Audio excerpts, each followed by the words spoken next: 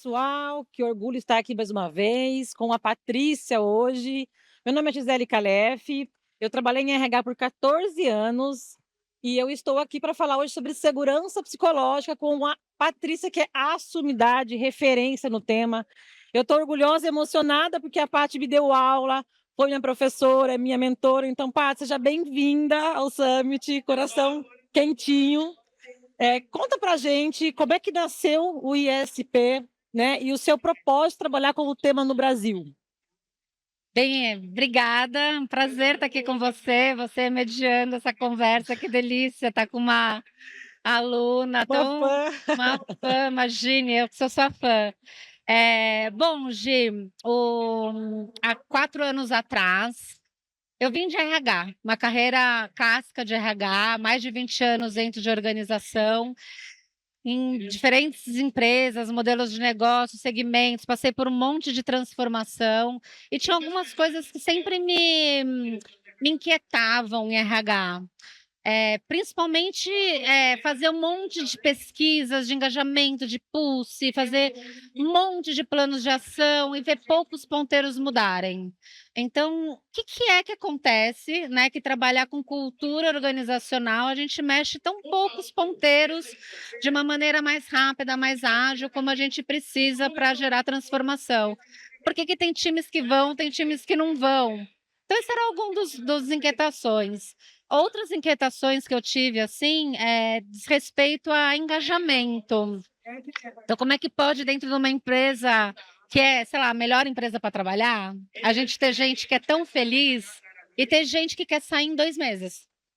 Então, eram inquietações que eu tinha, né? O que que acontece? Onde que está o segredo ali, né, para as pessoas se engajarem, colaborarem, terem desejo de ficar naquela empresa e fazer prosperar e se realizarem?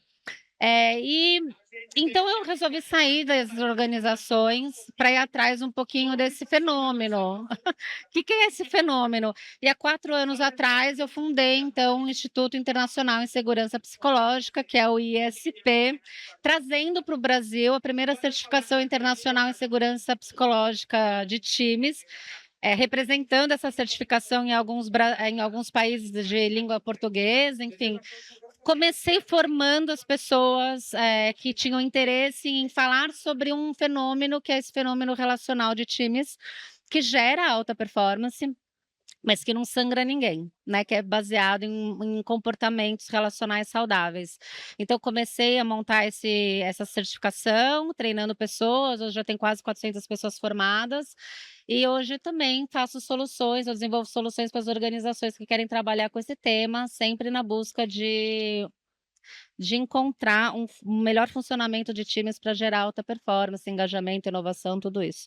Então nasce daí, nasce dessa inquietação o instituto. Muito legal. O tema está super em alta, né? Segurança psicológica. Mas o que é, de fato, a segurança psicológica? Você consegue nos ajudar a contextualizar o que não é? Ah, excelente pergunta, né, porque hoje nessa era da informação que a gente vive, você dá um Google, você acha vários pontos de vista a respeito de segurança psicológica e na real ela tem um conceito só, que é como se fosse um pacto que o time faz, de que quando esse time está junto, ele se blinda por um espaço de aprendizado contínuo, né. Então nessa blindagem que esse time faz, esse pacto que esse time faz, todo mundo que está ali, naquele lugar, naquele time, naquele momento, entende que todo elemento é um elemento de aprendizagem.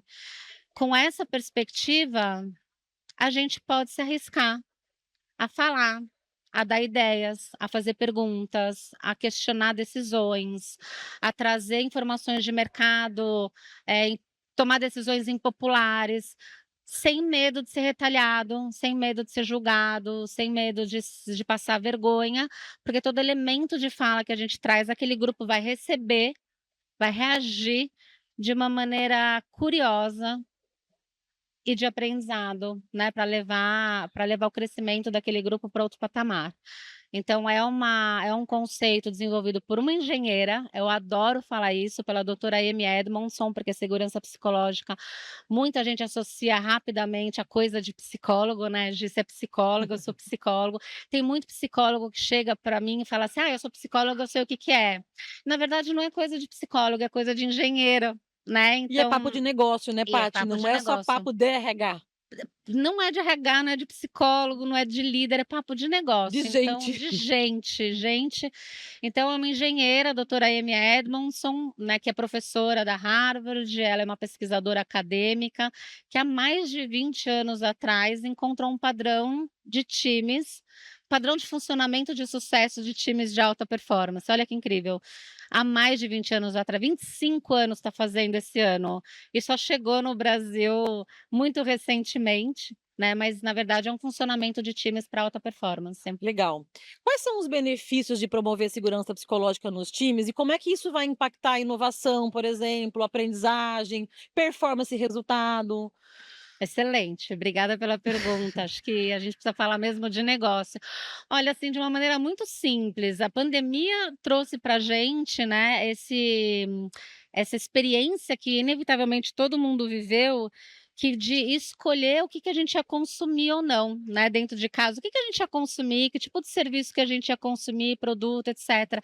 E isso impactou demais as organizações. Muita empresa morreu na pandemia, né, e muita empresa precisa se reinventar, precisou se reinventar. E a gente está nesse mundo onde, para as empresas sobreviverem, se manterem relevantes e competitivas no mercado, elas vão precisar se reinventar o tempo inteiro. E para que elas se reinventem o tempo inteiro, as pessoas precisam trazer as ideias. E para que as pessoas tragam suas ideias, as pessoas precisam falar sem medo. Então, isso é a gente trabalhar uma cultura de aprendizado contínuo, né, onde todo elemento, toda ideia, toda pergunta, toda informação, toda perspectiva, todo desconforto, ele é um elemento de aprendizado para o time, onde o time vai pegar aquela informação, vai construir em cima daquela, vai gerar novas ideias e novos caminhos de solução para o negócio. Então, acho que é por aí. Muito bacana. E assim, tem como a gente medir? É possível a gente mensurar a segurança psicológica? Como que é isso? Ah, incrível, né, que tem, porque é coisa de engenheiro. Sempre vai ter como medir, né? Tem como medir. A própria doutora Amy criou um instrumento que mede o nível de segurança psicológica dentro dos times. O instituto representa esse instrumento e representa um outro instrumento feito por um outro engenheiro, que mede o nível de segurança psicológica dentro dos times, baseado nos comportamentos, nos elementos que compõem a segurança isso é muito importante, né, Gi, porque quando a gente fala de segurança psicológica, a gente não está falando de falar sobre erros, Uhum. né, tem muita gente resumindo segurança psicológica a falar sobre erros, a tomar riscos, mas é muito mais complexo que isso, né, é um modelo de funcionamento de times embasado em 7 elementos, 5 fundamentos e 2 Ou seja, comportamentos. tem muito conceito, tem teoria, tem fundamentação. Tem muita pesquisa Uhum. feita que foi validada, tanto academicamente quanto na prática. Então, quando a gente mede o nível de segurança psicológica, a gente está medindo se aquele time, a partir daqueles elementos, é um time funcional ou não é um time funcional. Times funcionais são times em que todo o potencial criativo tem vida.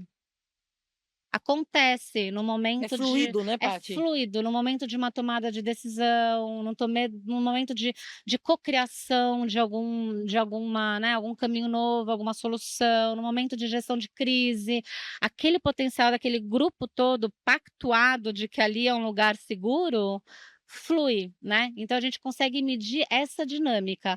E aí nesse instrumento que a gente usa, a gente mede o nível de segurança psicológica e a gente identifica quais são os comportamentos que estão inibindo aquele time de alcançar o potencial criativo que ele tem. Quais sintomas que esses times têm? Quais os sintomas que esse time tem, quais são as causas raízes, né, que esse time tem.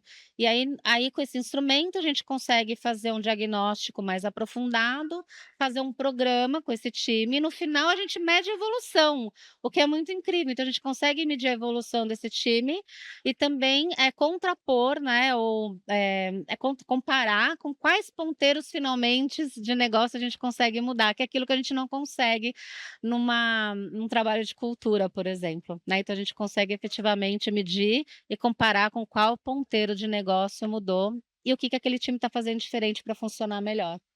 Muito legal. Eu queria saber o papel da liderança nesse processo de construção de um ambiente psicologicamente seguro para todos. E o papel também do time nesse processo. É, ótima pergunta, Gi. O líder está exausto, né.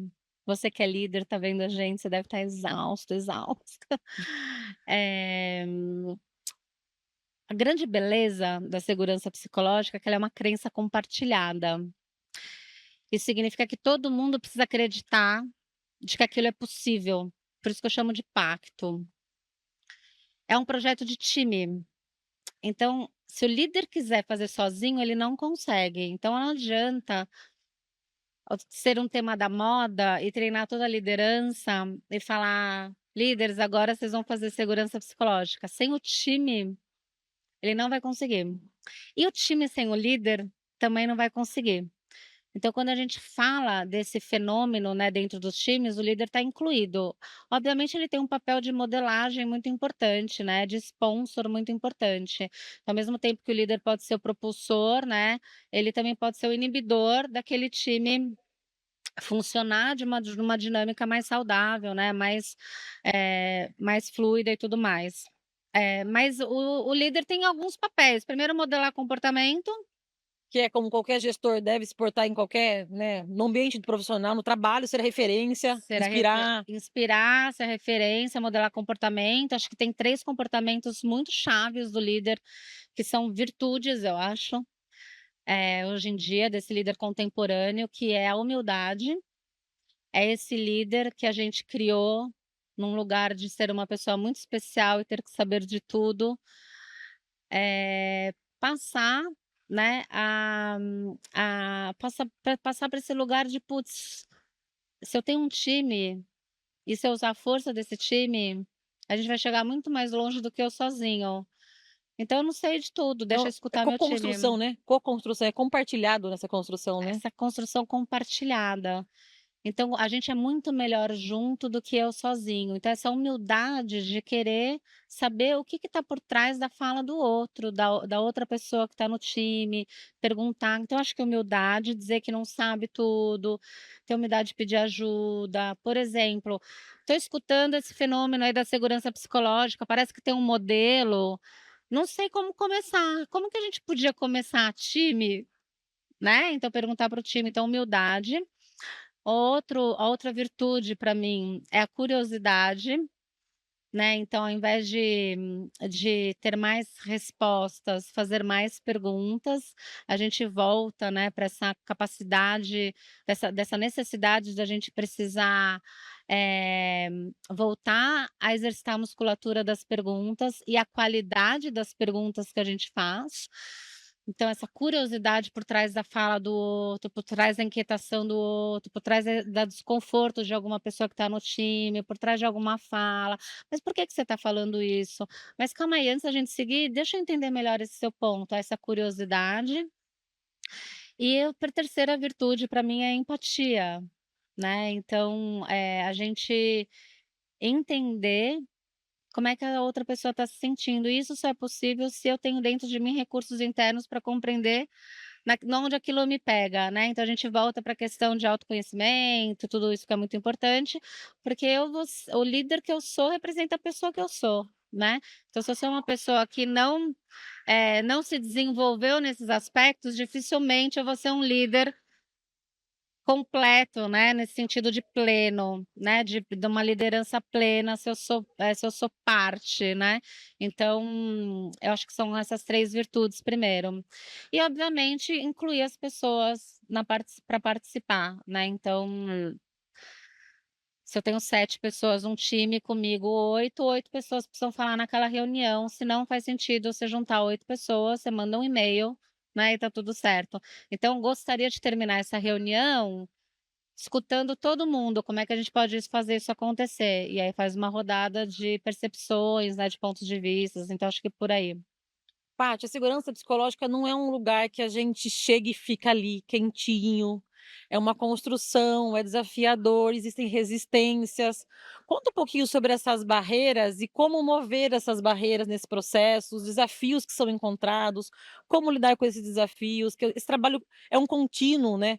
Conta um pouquinho pra gente sobre desafios desse processo. Ai, ó, isso é super legal, porque, a gente escuta muito segurança psicológica hoje em dia associado a lugar de acolhimento, né. Acho que até porque veio muito na pandemia muito forte, muita gente está confundindo alguns conceitos, né, de bem-estar, de saúde mental, de espaço de escuta e de acolhimento com segurança psicológica, na verdade não tem nada a ver com segurança psicológica, né. A segurança psicológica é um espaço de desconforto para crescimento de time.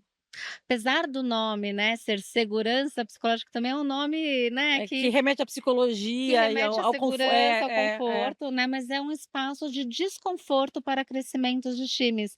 E onde tem desconforto, é muito difícil. Mas ele leva depois para um conforto no sentido de que esses times se relacionam melhor depois, certo? Certo. Então a Tá, gente vai tratar do desconforto que tá pegando naquele momento, para a gente não precisar passar mais por ele de novo, porque os objetivos e os desafios do mundo cada vez mais complexos não vão deixar de existir, as metas nunca vão deixar de ser mais desafiadoras como elas estão, todo sim, dia vai ter muito trabalho para fazer, então a gente falar do que está desconfortável é importante para a gente superar, e toda conversa desconfortável é uma conversa difícil. sim.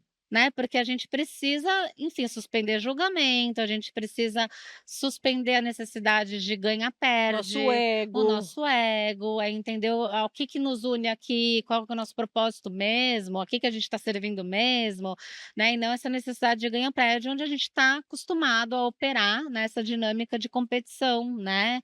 Então, não é um lugar quentinho, não é um lugar gostosinho, não é um abraço de xale, né, abraço de vó, gostoso.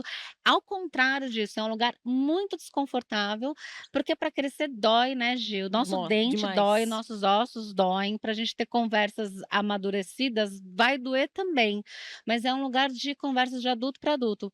Quando a gente lida com esse desconforto, a gente atinge outro patamar de crescimento, né, de evolução como time, e aí entra talvez um flow. E aí isso é curador, e aí talvez o time sinta talvez esse quentinho em Esse algum quentinho, esse momento. como: "Nossa, como a gente está fluido, nossa, que maravilha que foi isso, como a gente está eficiente". Então a gente percebe na forma como a gente trata dos erros, na forma como a gente soluciona problemas, na forma como a gente está colaborando, na forma como a gente se realiza, tudo isso é indicador de que a gente atingiu esse estado.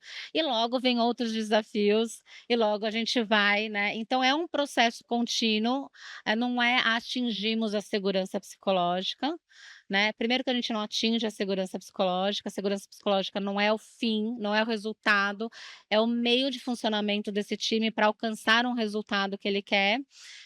Então é sempre muito contínuo, né, voltando à sua pergunta, ela é constante. Ontem, por exemplo, aqui a gente teve uma palestra de uma diretora de RH de uma empresa que mostrou um case depois de 2 anos trabalhando com segurança psicológica. Se você não estala o É um dedo, processo, é uma jornada, né. longa, profunda, de lidar com temas bem Sensíveis. sensíveis, né, porque é gatilho para muita gente. A gente a gente é analfabeto emocional, né, G.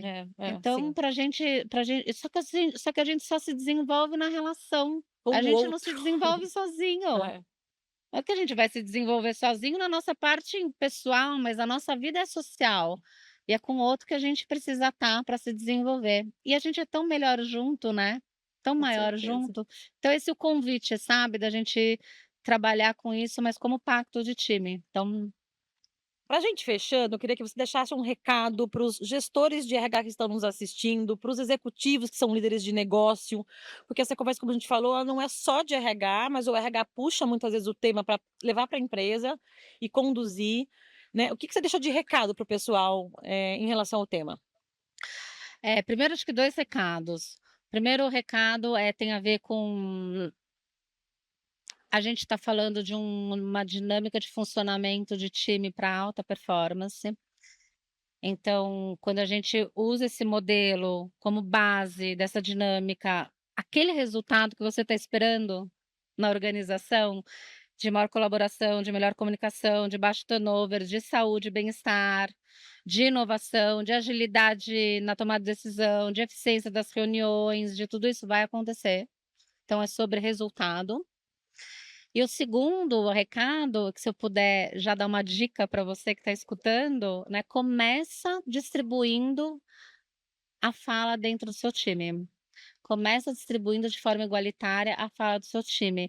Então, se você está numa reunião, experimenta. Time, somos em 8, a gente tem 30 minutos. Como é que a gente pode fazer neste tempo juntos para que todo mundo se escute e antes de tomar uma decisão, né? Tá, Então, acho que muito bom. A gente tá com eu vou puxar mais um pouquinho, nós temos um golinho de tempo aqui. um golinho é ótimo. O que dizer para os executivos que ainda talvez tenham resistência com o tema, né, você falou muito de resultado, eu acho que isso é a chave, né, pra gente poder levar o tema para outras camadas da organização, mas como convidar esse executivo a falar confortavelmente sobre o assunto e trazer ele para a pauta de discussão, como a gente como RH ajuda a vender o tema e convencer esse executivo. Então, acho que é um papo pra executivo aqui também, que está nos assistindo. Não falando de segurança psicológica. Olha só, falar de segurança psicológica sem falar de segurança psicológica. Não falar de segurança psicológica, mas falar de resultado de time. Eu tenho certeza que se você é executivo, se você é líder, você e você faz parte de um time, você quer que seu time seja bem-sucedido. A gente vai trabalhar para isso, os resultados também precisam, né, acontecer. Então a gente não precisa falar de segurança psicológica para fazer segurança psicológica, a gente vai falar de resultados de times. Maravilhosa, né, gente. Paty, onde a gente te encontra, Hum. os seus canais, as suas redes, fala um pouquinho aí do seu onde achar a Patrícia e o IESP. Onde achar o Instituto Internacional em Segurança Psicológica, ISP, assim, todas as redes de YouTube, LinkedIn, Instagram, que mais? O site também, segurançapsicologica.com, vocês encontram a gente. Nosso site é um instituto, então a gente oferece muito material ali, está disponível para quem quiser navegar, conhecer mais sobre o tema, tem infográficos, tem artigos, tem webinários, tem gravações de podcast, tudo ali para quem quer conhecer mais sobre o tema. E ISP você já encontrou a gente. Quais são as soluções, Paty? Tem cursos, tem consultoria? Olha, tem a formação, né, a certificação internacional em segurança psicológica, que acontece mensalmente. Obrigada por perguntar, por dar espaço. Mensalmente, a gente faz turmas, palestras, workshops de prática. Às vezes é só uma sensibilização ao tema, às vezes é uma trilha mais aprofundada. E, obviamente, os programas de times, né, onde a gente mede o nível de segurança psicológica antes e depois, né, para avaliar mudança de comportamento e de resultado. Maravilhosa, um prazer estar com a Paty, espero que vocês tenham amado o tema, sigam nas redes sociais, acompanhem o conteúdo dela e gerem transformação nos negócios através da segurança psicológica. É isso. Super obrigada, Obrigada, Gi, Paty. adorei. Obrigada, viu. Um beijo. Beijo, até a próxima, pessoal.